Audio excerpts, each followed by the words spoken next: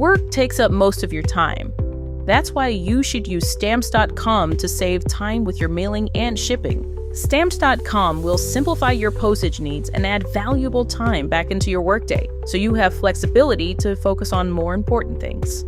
Stamps.com can handle your mailing and shipping needs with rates up to 88% off UPS and USPS. Send invoices, checks, certified mail, packages, and anything else you need to keep your business running with Stamps.com. If you sell online, connecting with every major marketplace and shopping cart is easy. Plus, you can schedule package pickups through their dashboard and automatically see your cheapest and fastest shipping options from different carriers with Stamps.com's Rate Advisor.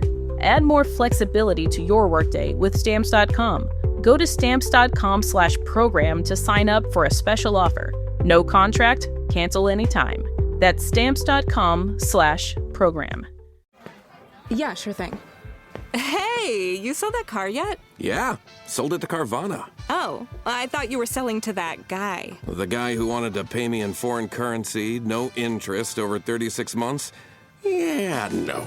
Carvana gave me an offer in minutes, picked it up, and paid me on the spot. It was so convenient. Just like that. Yeah. No hassle. None. That is super convenient. Sell your car to Carvana and swap hassle for convenience. Pickup fees may apply. If you're a maintenance supervisor for a commercial property, you've had to deal with everything from leaky faucets to flickering light bulbs. But nothing's worse than that ancient boiler that's lived in the building since the day it was built, 50 years ago. It's enough to make anyone lose their cool. That's where Grainger comes in. With industrial-grade products and dependable fast delivery, Grainger can help with any challenge, from worn-out components to everyday necessities. Call, click Grainger.com, or just stop by.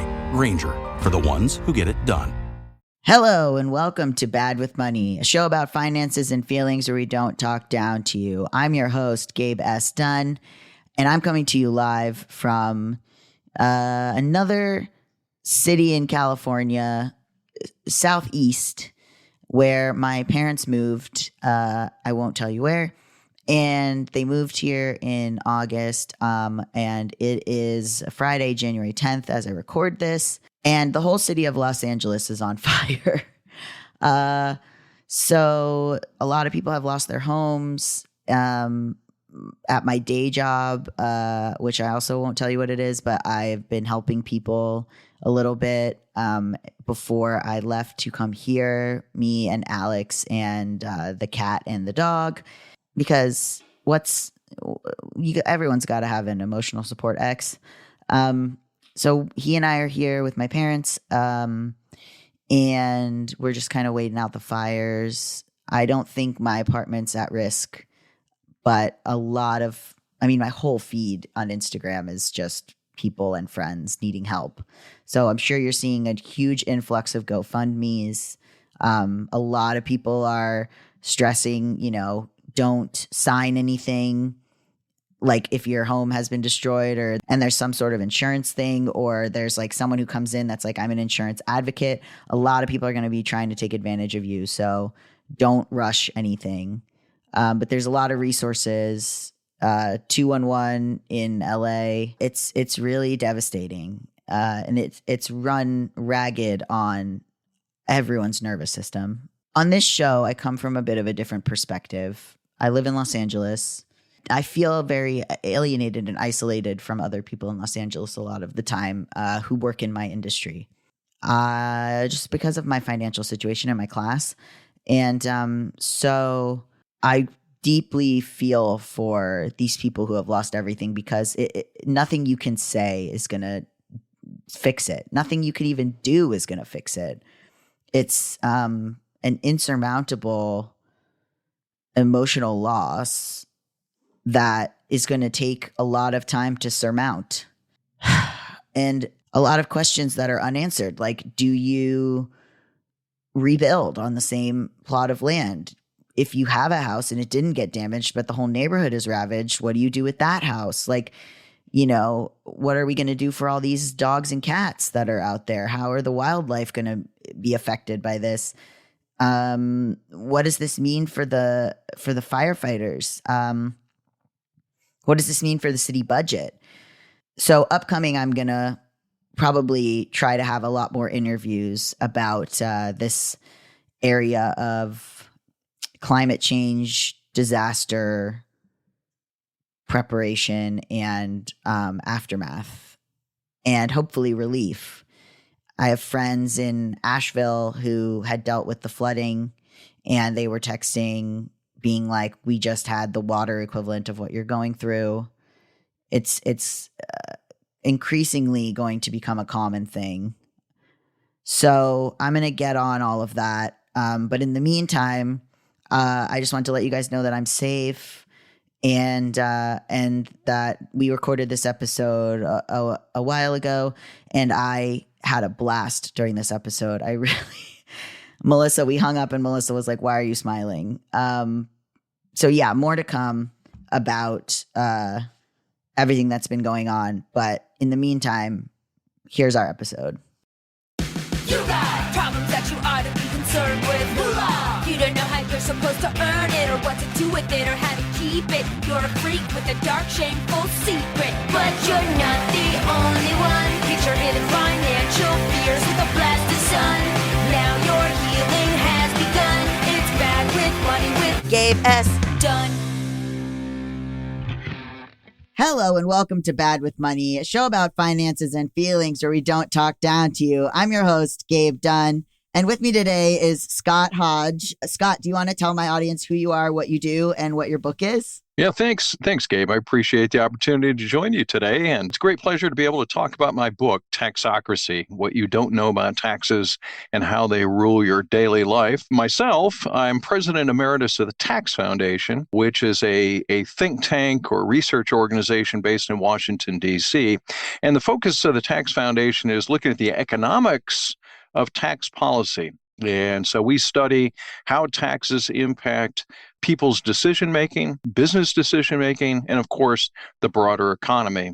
And then we try to work with lawmakers to make sure that taxes have the least impact on both your daily life and the economy as possible. As I talk about in this book, taxes inevitably have unintended consequences. And so we want to minimize this as much as possible. What consequences do you mean? Oh, all kinds. You know, in many respects, taxes make us do things that we wouldn't otherwise do. So if we go about our daily lives and let's say we want to decide whether we want to buy a Hershey bar or a Twix bar. And you might say, well, they're both candy bars, right? Well, in many states, they apply a state sales tax to a Hershey bar, but not a Twix bar. And why is that? Because many states exempt food from the state sales tax. And a Twix bar, because it has a little cake in the inside, is often designated as being food. Obviously, it's much better for you than the Hershey bar, which is considered candy. And so we're looking at these things and you wonder, why is one more expensive than the other? Well, it's all because of taxes. The same thing goes for a lot of the beverages that we have. For instance, a lot of these new drinks, the hard seltzers, for instance, those are taxed like beer because they're brewed. And so they can be cheaper in some cases than really hard seltzers like Jack Daniel's lemonade and so forth. So taxes have a big role to play in a lot of the decisions that we make in daily life. What are some other minor things like that? Or I guess they're not minor, but I've kind of heard like whispers of that kind of thing all my life, and that there are ways that people use that in order to get around certain things, or like, are there some big examples that people don't know about? Well, a lot of it is what government is trying to use the tax code often to get us to do what they want us to do. Good example today, electric vehicles. So for the last dozen years or so, the federal government and many state governments like California have offered tax credits to encourage us or incentivize us to buy electric vehicles. At the federal government, it's a $7,500 tax credit if we buy an electric vehicle. And so we look at it, we have this decision. Do we want to buy this $80,000 luxury vehicle or that luxury vehicle for the same price? well, I'm going to get a tax credit for this one, so I'm going to choose the electric vehicle over, say, the BMW because it doesn't have the tax credit. Buying a house, for instance, we can write off parts of our mortgage interest from our federal taxes. So a lot of people look at buying a house as being a tax advantage because we can write off the interest on the mortgage that we buy when we buy the house. So it's things like that as we go through life, you realize how much of our life is tied into the tax code and the decisions that we make because Congress has, over time, decided that certain things should be taxed while other things aren't. And so, we talk about a lot of the loopholes in the tax code. Well, this is how the loopholes start, oftentimes with good intentions, but ultimately they can have distortionary effects on both us and the overall economy. So we have to be very careful about going about creating new tax laws because the long-term effects could be much more harmful to the economy and people's daily lives than we think. This is interesting. I'm not of either mind about it, but I know that in looking up the Tax Foundation, the foundation is like, well, we are bipartisan or nonpartisan. Yep. And then some people very heavily go into it being sort of a conservative, which I feel conservative is different than right wing at this point, but conservative or right wing organization. And then it's interesting because I think the argument against what you're saying is, well, shouldn't the government incentivize us to do what's best for the climate, let's say, and do an electric vehicle? Versus, I think it is interesting to hear an argument that's sort of almost value neutral in the sense of like, well, let us just decide the things that we want. And I don't mean to put words in your mouth, but is that sort of an element of it of like, hey, you should be aware that these sort of things are almost like not behavioral economics, but almost similar to behavioral economics, where it's like we've made this thing more expensive, so you will choose this other thing. We've made this thing more appealing, so you would choose this other thing. And the idea is the concern that people are being manipulated out of the choices they would otherwise make. I think you've really hit on it, and the tax code should be value neutral. It's actually one of the defining principles of the Tax Foundation is we have, kind of four core principles when we look at tax policy, and one of them is that idea of neutrality. So the tax code should be neutral both economically, meaning it shouldn't make you choose between a Hershey bar and a Twix bar, but it should also be politically neutral, meaning politicians shouldn't use it either to incentivize us to do one thing or punish those other guys for doing something else. And so we should not use it to do either social or economic engineering. And of course, we want a simple tax code. That's the second principle that we rely on here. And of course, it plays into the first. The more you try to use the tax code to subsidize one thing and punish another, the more complicated it gets. And then that's hard for both you and I, the taxpayer, to comply with a really complicated tax code. It's also really hard for the IRS to administer a very complicated tax code. It's prone to making a lot of mistakes the more complicated it gets. And then we want the tax code to be stable. That's the third principle. And that means it shouldn't change a lot, which unfortunately ours does. And then lastly, we want a tax code that's transparent. We want to know why we're being taxed and where our dollars are going to and why they're going to those things. So those four principles kind of get you to a point where politicians really need to keep their hands off the tax code and not use it for either social or economic engineering. Yeah, but I would argue that not using it in a way is using it, because the people that do benefit when you do have a less social or like engineered tax code, that does then create a need for vehicles that, let's say, are less environmentally friendly. Like I am of the mindset that I do want to be able to make my own choices. I also think that unfortunately, when given the choices, the people that benefit are not the people that would benefit from a simplified tax code. Like it's almost, it's, the idea being to not do an inheritance tax or to not do higher taxes on billionaires, or like while selling it as sort of individualism? Well, let's look at it maybe another way. Back in 2017, Congress was in the process of trying to rewrite a lot of the tax code with what was called the Tax Cuts and Jobs Act. And one of the things that it did was nearly double the standard deduction. And basically that's like the zero bracket, if you will. So a married couple would pay no income tax on the first, let's say, $24,000 of income.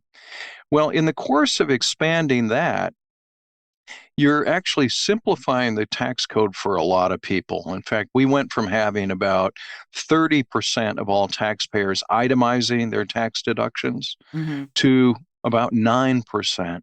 So we had the vast majority of Americans that no longer had to worry about all the various tax deductions and credits because they have this very simplified system.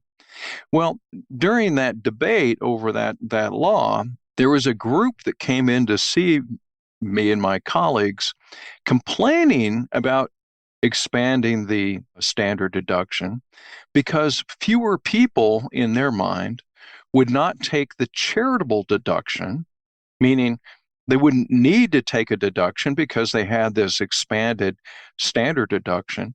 And therefore, in their minds, it would reduce the incentive for people to give charitably. And I thought about that for a minute and I said, hey, wait a minute. So you're telling me that you would prefer a more complicated tax code so that it incentivizes people to give charitably. Is that what you're saying? And basically they were quite sheepish in their response because that's essentially what they were arguing. And what we would argue is that a simpler tax code with lower rates allows you to keep more of your hard-earned dollars so that you can decide how you want to spend them, rather than our current tax code, which is like shopping at Neiman Marcus with a 10% off coupon. So we go in there thinking, oh, well, I'm going to buy some of this stuff and I've got this little coupon. Well, except I'm shopping at Neiman Marcus where the prices are high, but I'm going to get this coupon and that'll make me feel better, like I got a real bargain.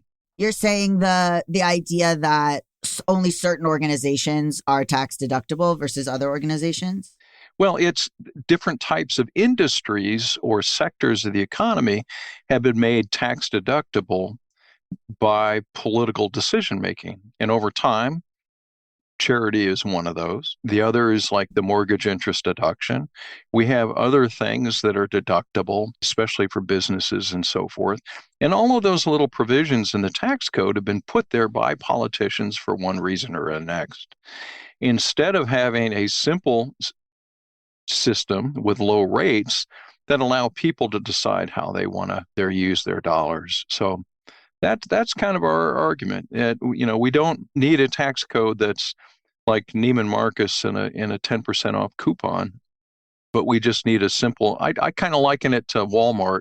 So we need a Walmart tax code where we have everyday low tax rates and as few sales as possible. What, in your mind, what would be the ideal simplified tax code?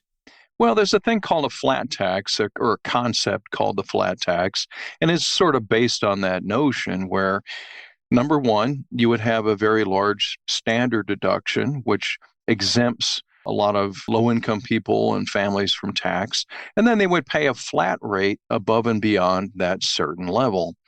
And what that does is it puts everybody on a level playing field. So the rich don't get all of their deductions that allow them to avoid taxation. They're paying that, let's say, a 25% rate, the same rate that you and I pay, but they're paying it without all of those deductions that allow them to avoid tax. And so I think it's a much more equitable system because everybody knows that even if you have a higher income than I do, you're still paying that same rate that I am and not using the tax code and fancy lawyers and whatnot to avoid paying your share of tax. And I think that's a much more equitable system. Would that allow for, so you're saying to get rid of all of these deductions, would that allow for the IRS to be more conscious of like, hey, you're doing all of this stuff to hide money in this account or hide money, for people who are wealthier, like, oh, let me buy my third boat so that it becomes a write-off or whatever. Yes, that's exactly how to think about it, because the IRS has got all these people that go out and audit people they think that are avoiding their fair share. Well, the reason that they think that they're avoiding their fair share is because of all of these deductions and credits and complications in the code. So the more simple tax code you have, the fewer reasons you have to go out and audit people, because there are fewer ways in which they can avoid tax. There's a really interesting angle to this, that a number of former Soviet bloc countries, former communist countries like Estonia and Georgia, Latvia, and so forth, they're using this version of a flat tax in a way to minimize opportunities for influence peddling and corruption. And what they found is that the more complicated tax system they had, which were vestiges of their old communist system, the more opportunities there were for corruption and influence peddling. So by instituting a flat tax with virtually no deductions, credits, and other sorts of loopholes, you've minimized all the opportunities for lobbyists to come in and try to get their piece of the tax code. And so it really, for them, has minimized the kind of corruption that was a problem for them. And I would argue the same thing for the United States. The more we move to a flat tax without all of these credits and deductions, the fewer lobbyists we're going to have in Washington, and the left's sort of, I wouldn't call it corruption, but political issues that we have in the tax code.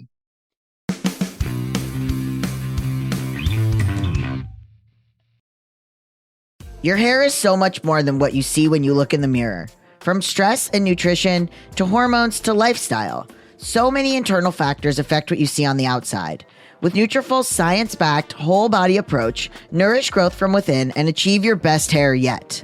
Nutrafol is the #1 dermatologist-recommended hair growth supplement brand, trusted by over 1 million people. See thicker, stronger, faster-growing hair with less shedding in just 3 to 6 months with Nutrafol. Physician-formulated with 100% drug-free ingredients, Nutrafol supports healthy hair growth from within by targeting key root causes of thinning: stress, hormones, aging, nutrition, lifestyle, and metabolism through whole-body health. While many supplements rely solely on ingredient studies, Nutrafol clinically tests final formulations to ensure their efficacy. In a clinical study, 72% of men saw more scalp coverage after taking Nutrafol Men Hair Growth Supplement for 6 months, and 86% of women saw improved hair growth after taking Nutrafol Women Hair Growth Supplement for 6 months. Building a hair growth routine is simple. Purchase online, no prescription required. Automated deliveries and free shipping keep you on track. Plus, with a Nutrafol subscription, you can save up to 20%. You'll have access to free naturopathic doctor consults, and a Headspace meditation membership is included. Start your hair growth journey with Nutrafol. For a limited time, Nutrafol is offering our listeners $10 off your first month's subscription and free shipping when you go to Nutrafol.com and enter the promo code BWM. Find out why over 4,500 healthcare professionals and stylists recommend Nutrafol for healthier hair. Nutrafol.com, spelled Nutrafol.com, promo code BWM. That's Nutrafol.com, promo code BWM. Have you or someone you know been a victim of identity theft, harassed, stalked, doxxed? Privacy matters, especially to someone like me who has a bit of a public persona, but it also matters to my listeners because this kind of thing can happen to anyone. Do you ever wonder how much of your personal data is out there on the internet for anyone to see? More than you think. Your name, your contact info, your social security number, your home address, even information about your family members, all compiled by data brokers and sold online. Data brokers make a profit off your data, and your data is a commodity. Anyone on the web can buy your private details. This can lead to identity theft, phishing attempts, harassment, and unwanted spam calls. But you can now protect your privacy with Delete Me. I share a lot of my life online, so I am hyper aware of my safety and security. It's easier than ever before to find personal information about people online, and all of this data is just hanging out on the web, but it can have actual consequences in the real world. I have used Delete Me. I had an instance where some stuff was going on Reddit. I don't want to draw more attention to it, but I used Delete Me because a friend of mine who's a sex worker actually told me about it. And it's something that a lot of women online use in order to keep their information safe from stalkers and harassers. The solution that we used is called Delete Me. It is a subscription service that removes your personal info from hundreds of data brokers. I have actually used this. I used this years ago, and so that's why I'm choosing to personally endorse it. If you sign up and provide Delete Me with exactly what information you want deleted, their experts take it from there. Delete Me sends you regular, personalized privacy reports showing what info they found, where they found it, and what they removed. Delete Me isn't just a one-time service. It is always working for you, constantly monitoring and removing the personal information you don't want on the internet. To put it simply, Delete Me does all the hard work of wiping you and your family's personal information from data broker websites. Take control of your data and keep your private life private by signing up for Delete Me, now at a special discount for my listeners. Today, get 20% off your Delete Me plan by texting BAD MONEY to 64000. Text BAD MONEY to 64000. That's BAD MONEY, all one word, to 64000. Message and data rates may apply. See terms for details. New Year's resolutions are so hard to follow.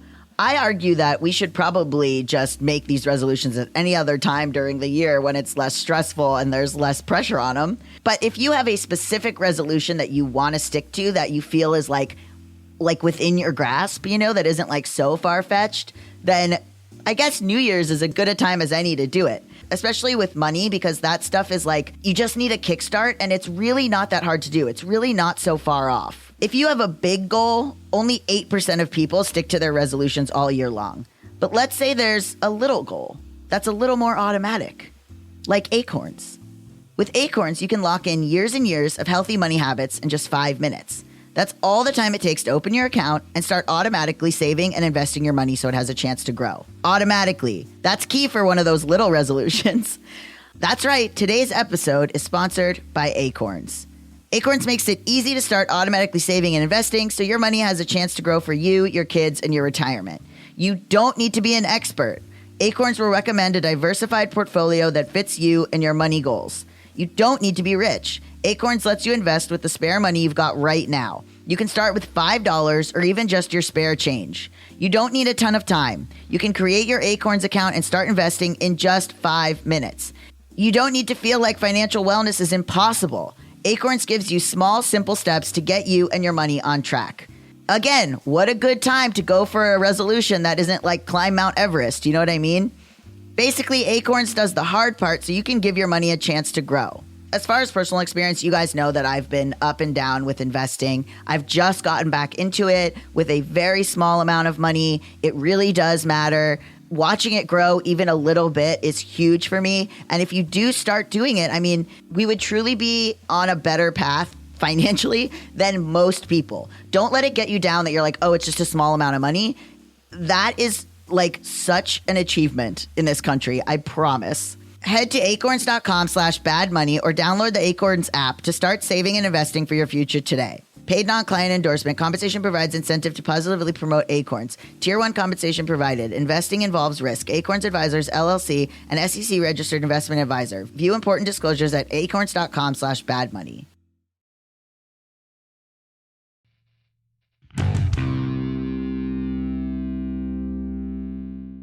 I do think that there are tax credits that do make sense. For example, children, or, it's hard. Like, I think this might be one of those things where equality doesn't equal equity in a sense, like that, everyone is paying the same amount and they won't have access to these credits. And I do understand that some of those things are required because people have different circumstances. Sure. And obviously the government is not I don't want to say trustworthy, but like, Oh, it's not.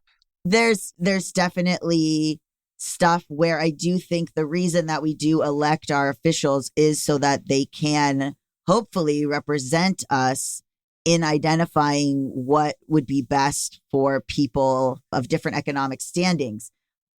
However, I do think that the IRS does know exactly what each person owes. And I'm not sure why they do the thing of making us guess and then punishing us for not guessing correctly. But I also do wonder, like, what, if we elect these people, their job is to make decisions that are, or to steer people in a direction that is for their benefit. I know a lot of times it isn't, but I mean, it's just kind of dual-sided to me in the sense that I don't want to be like, let's get rid of everything so that, and then it's kind of like this libertarian idea of like, well, it'll all shake out.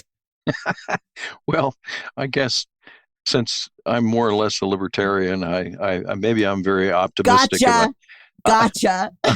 I'm very, very optimistic about things. That's fine. Well, here, let's look at the child tax credit for a minute, because it is one of those policies that's very popular in Washington. It was created to try to help families with kids with the, basic needs, if you will. It started out as a $500 per child credit, which, and I have to explain that credits are very different than deductions. A deduction, many people may not realize, just simply reduces your taxable income, whereas a credit offsets your tax liability dollar for dollar. So that $500 credit allowed people to reduce what they owed in taxes by $500. Well, in 2001 and 2002, that tax credit was doubled from $500 to $1,000. More recently, it was increased in the 2017 bill, increased to $2,000, and then made refundable, which means that even if you didn't owe any taxes, you could still get some measure of that $2,000. Well, what's happened to that as a result? And we think, well, that's great. It's good for lower income people in particular. But we now have about 1/3 or more of all taxpayers have no income tax liability because of these various generous credits like the child tax credit. So that's about 54 million taxpayers or families that have no income tax liability because of these credits. Now, what do we think about that as a society when you have at least 1/3 or more of the tax base that is basically off the tax rolls, putting the responsibility for paying the rest of the taxes on everyone else? I feel great about it. Yeah. Why? Because if you're one of those people, you feel great about it. But I don't have kids. I feel great about it because who's covering the bill? Well, other hardworking people are paying the bill. Sure. And people start to look at the tax code differently. So some people are looking at the tax code as payday, or that, tax day, April 15th, as payday rather than tax day. And so it changes the dynamics and the way that people look at government and the tax code. This is also, though, a problem, Gabe, because what we've done is turn the IRS into an extension of, in a way, the welfare state. So now the IRS is very involved in distributing social benefits through the tax code. That's a problem because it's really not designed very well to do that. So we're asking it to do things that it's not very good at. What happens is that you end up with a lot of fraud and mistakes in the execution of these kinds of tax credits. The earned income tax credit, which is there to help low-income people supplement their income, has a fraud and error rate of 25%, or over $20 billion a year is paid out to people who don't deserve it because of the problems with that. And people take advantage of it, and then the IRS can't seem to catch it. The other thing, It's very similar with the problems in the child tax credit are similar, although not as extreme. Here's the other problem with delivering social benefits through the tax code. You don't have to apply for it. Think about this. In order to get food stamps, you have to go in and apply. You have to fill out a form. In order to get other kinds of social benefits, even Social Security, you got to sign up for it. Medicare, you got to sign up for it.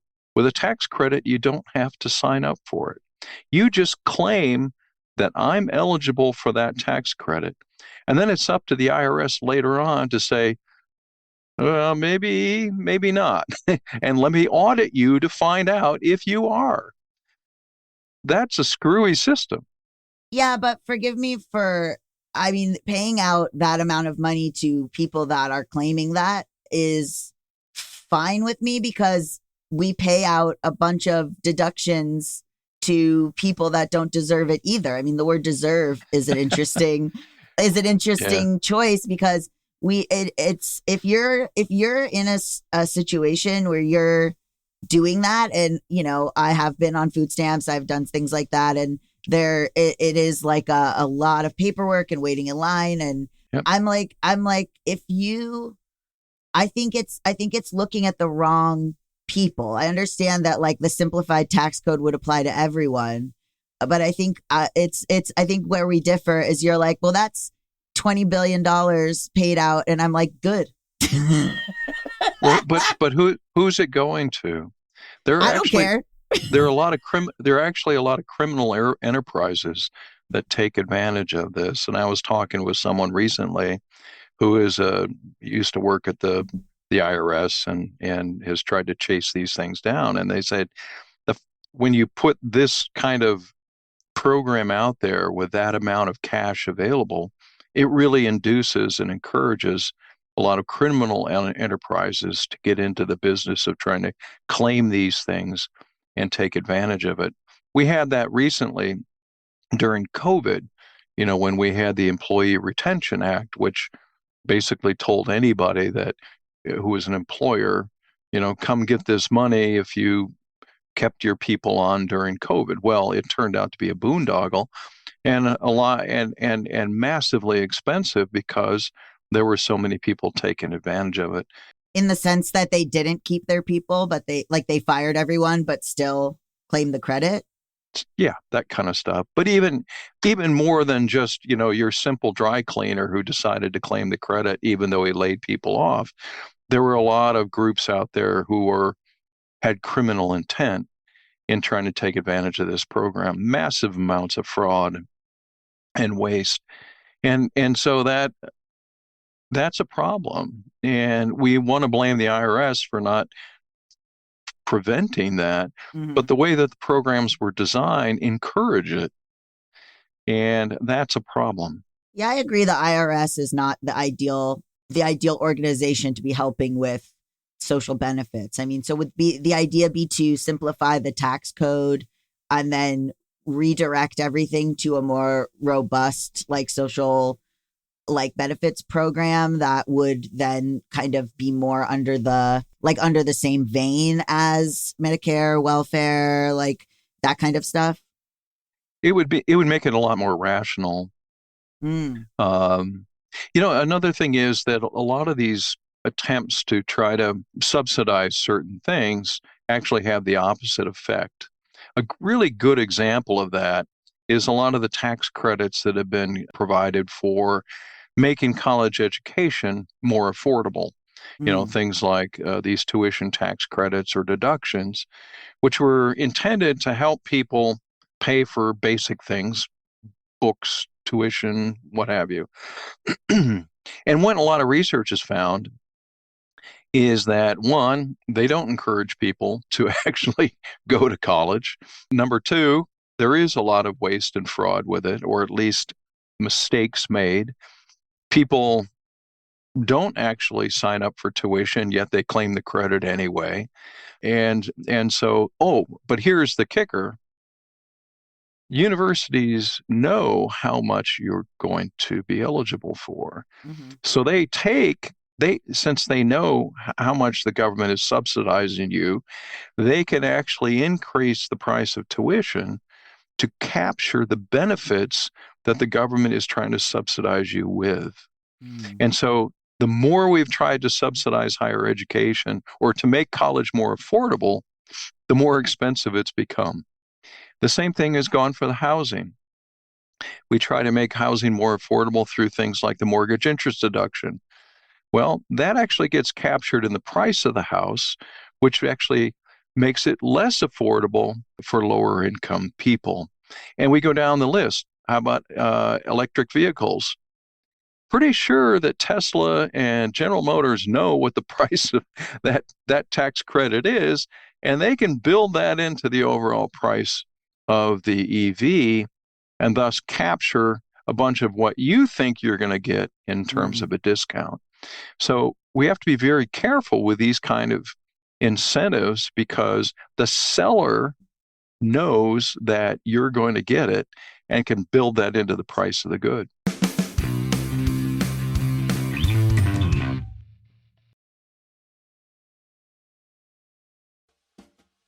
Can you believe it's 2025 already? Life moves pretty fast, and starting a new year always reminds me of that. While I don't know what's going to happen this year, I know I'm prepared for the unexpected. Are you? Fabric by Gerber Life helps you get term life insurance in minutes, so you can help protect your family's financial future. Fabric by Gerber Life is term life insurance you can get done right from your couch, all online and on your schedule. You could be covered in under 10 minutes with no health exam required. If you've got kids, especially if you're young and healthy, the time to lock in low rates is now. Even if you have life insurance through your employer, it may not offer enough protection for your family, and it may not follow you if you leave your job. Fabric has flexible, high-quality policies that fit your family and your budget, like $1 million in coverage for less than $1 a day. Fabric has partnered with Gerber Life, trusted by millions of families like yours for over 50 years.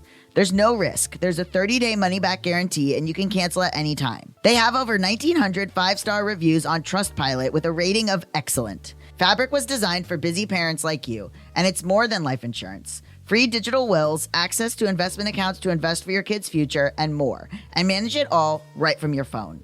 Join the thousands of parents who trust Fabric to help protect their family. Apply today in just minutes at meetfabric.com/badwithmoney. That's meetfabric.com/badwithmoney. MEET fabric.com/badwithmoney. Policies issued by Western Southern Life Assurance Company. Not available in certain states. Prices subject to underwriting and health questions. At Verizon, anyone can trade in their old phone for a new one on us with Unlimited Ultimate, which means everyone in your family could get a new phone and stay on your family plan, keeping you close. Hey, Mom, you seen my toothbrush? Yeah, I'm almost done with it. Oh, maybe too close. Trade in and additional terms apply. See Verizon.com for details. At your job, do you ever have to deal with a nose roller? How about a snub pulley?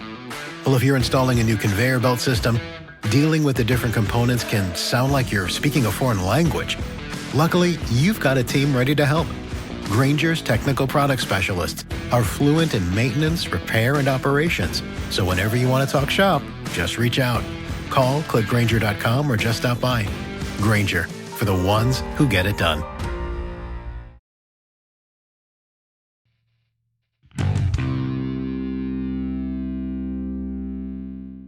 It's very interesting for us to be having this conversation, because I'm also like, what is the definition of criminal? We might have different definitions of criminal.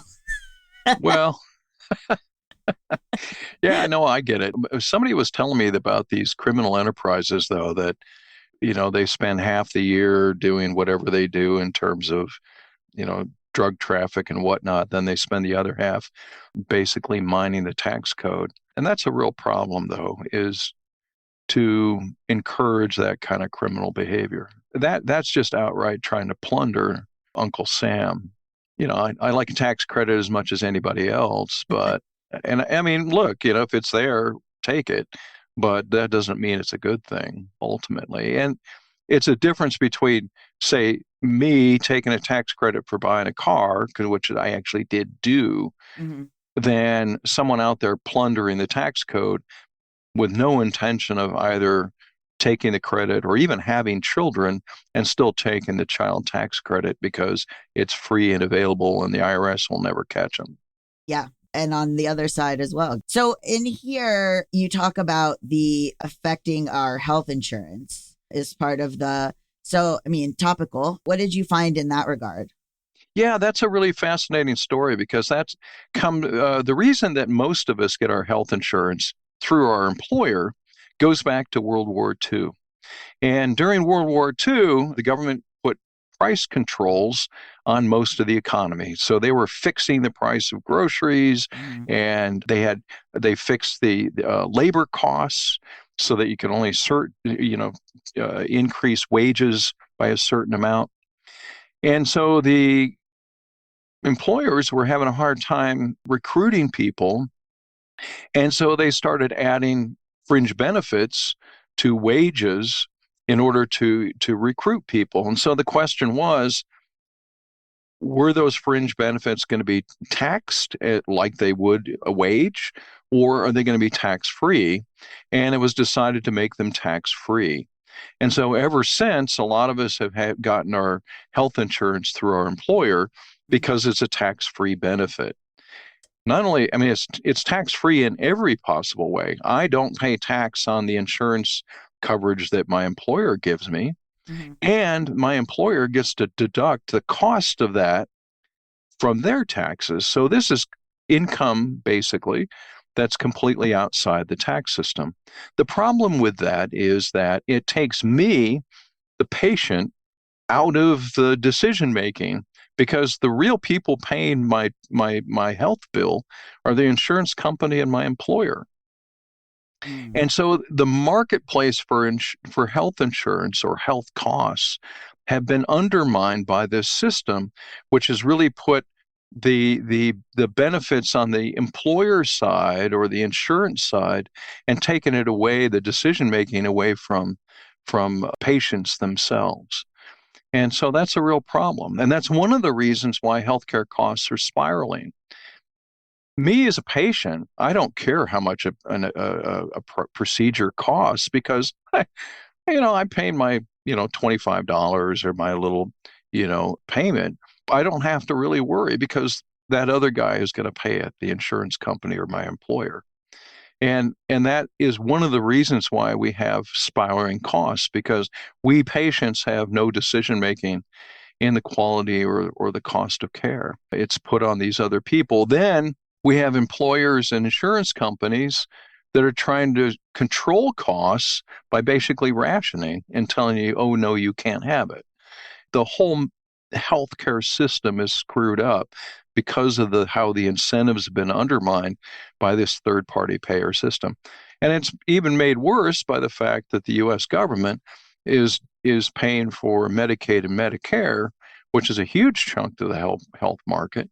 And so the entire healthcare system is really not a true marketplace in the same way as it is for like buying computers, which the cost of computers have gone down dramatically over the last 20 years because it's a competitive market. Healthcare costs, by the way, has spiraled in costs because it's not a competitive market. So we have to be very careful about the kinds of incentives that we put into a system and the unintended consequences that they bring. Sure. And my answer would be to get rid of all of that and just have the universal health care. Well, but then, you when you were talking, I was like, he is a libertarian.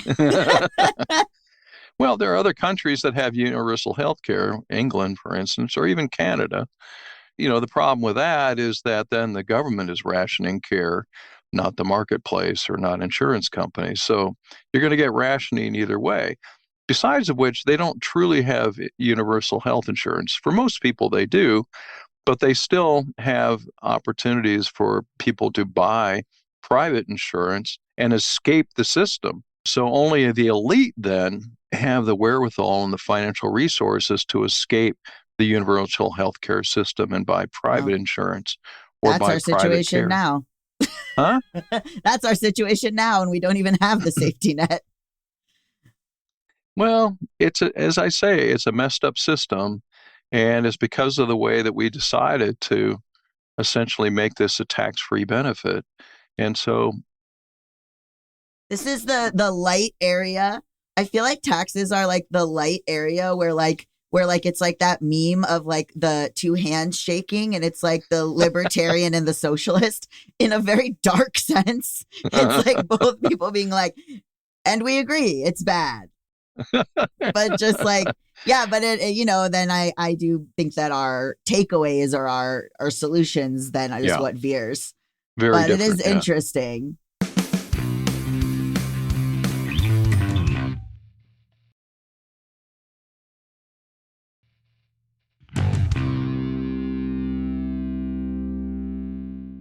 I wanted to ask about the stuff that is listed here. So, for example, like the little wackiness of like see-through buildings. What are, okay, so you list in this see-through buildings, tax-free attics, three-wheeled cars, women and children's clothing, and then putting baked chips with hard seltzer. What is all of this?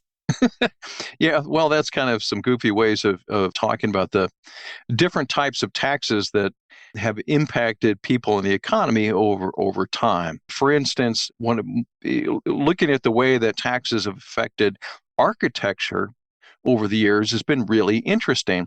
I don't know if you've ever been to Paris or France, and you know these things called what they call the mansard roofs. And then in France, they have these wonderful buildings, and at the top you see the roof line is sort of curved back away from the face. That's called a mansard roof. That came about because France used to tax buildings on the height up to the roof line. Oh. So the property tax was on how high the building was up to the roof line. A very clever architect said, well, maybe we can create a roof set back from the roof line that gives us an extra space that would be tax-free. And that's how those curved roofs, the mansard roofs, came about. And then later on, when Paris was being redesigned, that became the style that got built into the whole Paris aesthetic. And so it's interesting how tax led to something that is now so aesthetically appealing. You go to Amsterdam or Copenhagen and you see tall, narrow buildings along the canals. Well, that's because they used to tax buildings on the width of the building. And so clever architects said, hey, we'll just build taller ones as a result. And they're very narrow, but they have the same square footage. And we avoid then the wider tax. So it's kind of these kind of goofy things that we have. The whole issue of women wearing children's clothing comes from England, where children's clothing is exempt from their sales tax or their value-added tax. However, they define children rather broadly, so that up to age 14, but men's chest size, shirt size, up to size 41 chest size. And for women, it's bra sizes of 34B. So you find a lot of petite women shopping in the teen section in order to save 20% on their clothing. And there are advertisements encouraging people how to buy tennis shoes, for instance, that are in the teen section, but actually for smaller people. And so this is the way that a lot of, tax policy influences us in rather odd ways. Tariffs are another good reason. We're having this big debate about tariffs, and Trump wants to put a tariff on everything. But tariffs have really created a lot of strange behaviors. One tennis shoe company actually puts felt or fuzz on the bottom of their shoes, and that way they qualify as bedroom slippers rather than tennis shoes, right? It's Vans. Yeah, Converse is one of those that does that, and then it wears off really quickly. You see, for instance, there was a what we call the chicken tax. That's actually a 25% tax on delivery vans. And so years ago, Daimler Chrysler used to import delivery vans in pieces, reassemble them here in the U.S. to avoid that tax. So you get crazy kinds of what they call tariff engineering as companies go to great lengths to redefine something in order to avoid the tax. And it's a lot of wasted effort, basically, to avoid taxation. Now, is that criminal? No, tax avoidance is not criminal. It's just simply, it's what we're encouraged to do in some respects. So it's very, very different. Tax avoidance is a very different thing than a criminal activity. Think about all the economic benefits you could get if you didn't have to go through all of that. And so we've encouraged all manner of people, going way beyond their normal business activities or personal activities just to avoid a tax. Well, thank you so much for joining us for this Tuesday episode. Scott will be back on Friday to answer your questions. If people want to find you and your book, where can they do that? Well, my book is on Amazon at Taxocracy, or just my own name, and it's available on Amazon. The Tax Foundation can be reached at taxfoundation.org, and all the information that's on our website is free and available to everyone. I encourage you to come there. All of our work is really very accessible, and we try to write it in such a way that anybody should be able to understand it and benefit from it. And I think it's up to all of us, especially going into next year where we're going to have this big debate over taxes, to educate ourselves as much as possible so that we're not bamboozled by politicians telling us one thing and meaning another. So, this is an opportunity to raise your tax IQ, so to speak, by reading Taxocracy or coming to the Tax Foundation website and also listening into your podcast. Yeah, get a real what is it called? Balanced breakfast. Yeah, that's exactly right. Well, thank you so much. Thank you. It's been a pleasure and a lot of fun. So thanks, you're a great host. Bad with Money with Gabriel S. Dunn is a production of Noted Bisexual, produced by Melisa D. Monts and Diamond MPrint Productions. Edited by Diane Kang, post-production sound by Coco Llorens, production assistance by Melanie D. Watson, and music by Mike Kaplan, Zach Sherwin, and Jack Dolgen, sung by Sam Barbera. Thank you. Love you. Bye. At Verizon, anyone can trade in their old phone for a new one on us with Unlimited Ultimate, which means everyone in your family could get a new phone and stay on your family plan, keeping you close. Hey, Mom, you seen my toothbrush? Yeah, I'm almost done with it. Oh, maybe too close. Trade-in and additional terms apply. See Verizon.com for details. You just realized your business needed to hire someone yesterday. How can you find amazing candidates fast? Easy. Just use Indeed. Stop struggling to get your job post seen on other job sites. With Indeed sponsored jobs, your post jumps to the top of the page for your relevant candidates, so you can reach the people you want faster. According to Indeed data, sponsored jobs posted directly on Indeed have 45% more applications than non-sponsored jobs. Don't wait any longer. Speed up your hiring right now with Indeed. And listeners of this show will get a $75 sponsored job credit to get your jobs more visibility at Indeed.com/PODKATZ13. Just go to Indeed.com/PODKATZ13 right now and support our show by saying you heard about Indeed on this podcast. Terms and conditions apply. Hiring? Indeed is all you need.